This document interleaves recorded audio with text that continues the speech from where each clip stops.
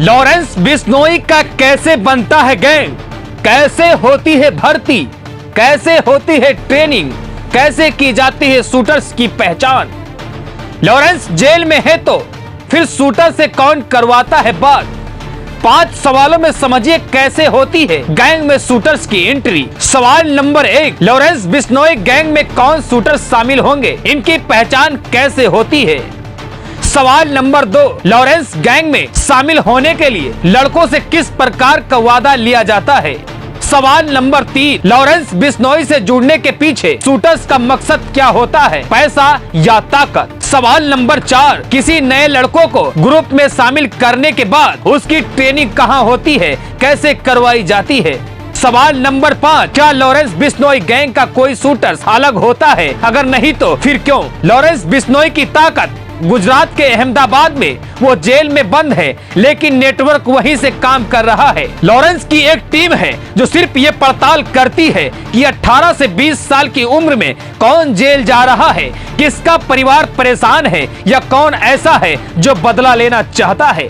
Jail जाने वालों की जानकारी या तो लॉरेंस गैंग तक पहुंचती है या फिर कई मोबाइल ऐप के जरिए से उन लोगों तक पहुंच जाता है। इसकी जिम्मेदारी गैंग के किसी आदमी के पास नहीं होती बल्कि एक ऐसे इंसान को दी जाती है जिसको लॉरेंस गैंग में शामिल करवाने का भरोसा दिया जाता है और उसको पहला काम सौंपा जाता है कि तुम 5 से 10 शूटर्स की एंट्री करवाओ। उसको कोई क्राइम करने के लिए नहीं कहा जाता बल्कि उसको पैसे दिए जाते हैं। वो अपने गांव से ही लड़कों को तैयार करता है। बाबा सिद्दीकी और मूसेवाला केस में ठीक इसी पैटर्न पर काम हुआ था। बहराइच में गंडारा गांव के रहने वाला हरीश कश्यप सबसे पहले महाराष्ट्र के पुणे जाता है। उसके बाद वहां पर लॉरेंस गैंग की मदद से एक कबाड़ की दुकान खोलता है। वहां पे बैठक होती है और वहीं से कई शूटर्स की एंट्री होती है।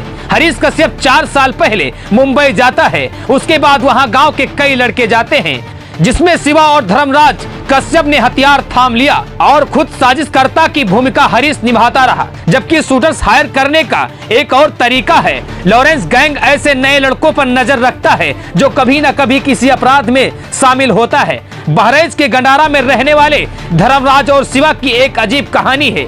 धर्मराज कश्यप का बड़ा भाई अनुराग कश्यप है। मुहर्रम में मुसलमानों के साथ कुछ कहा सुनी हुई तो उसे पुलिस ने जेल में डाल दिया। 18 दिनों के जेल काट कर आए लड़के बदले का भाव पालने लगे और उसी दौरान हरीश कश्यप से उनकी मुलाकात करवाई जाती है। उसी मुलाकात में यह तय होता है कि लॉरेंस गैंग से कैसे जुड़ना है। गैंग में शामिल होने के पीछे की वजह पूछी जाती है।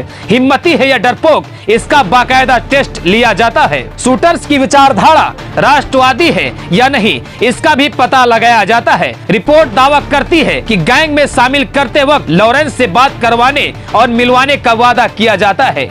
लॉरेंस का वीडियो देखने और लॉरेंस के बारे में पढ़ने के लिए ये कहा जाता है।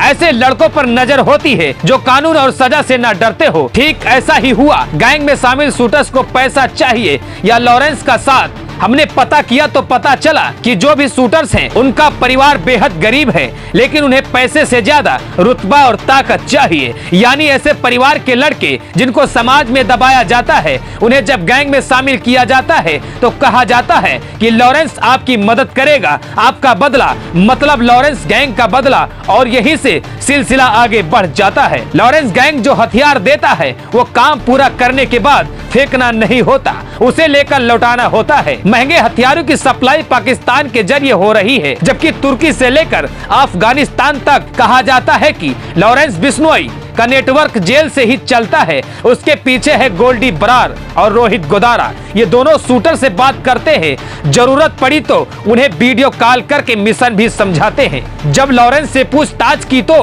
पता चला था कि लॉरेंस का मैसेज एक जेल से दूसरे जेल तक ट्रांसफर किया जाता है। यानी जैसे वो गुजरात के अहमदाबाद में बंद है तो उसका मैसेज यूपी के जेल तक आसानी से पहुंच जाता है। इस काम में कई पुलिस विभाग और उस ताकत को अब तक पुलिस तो नहीं पाई, इसलिए शूटर्स की हायरिंग से लेकर काम को अंजाम देने का तरीका बेहद अलग है और इसकी भनक पुलिस को नहीं लग रही है। फिलहाल इस खबर में इतना ही। इस खबर पर आगे क्या अपडेट आती है बहुत जल्द लेकर आएंगे। तब तक बने रहिए यन न्यूज इंडिया सहीम खान के साथ।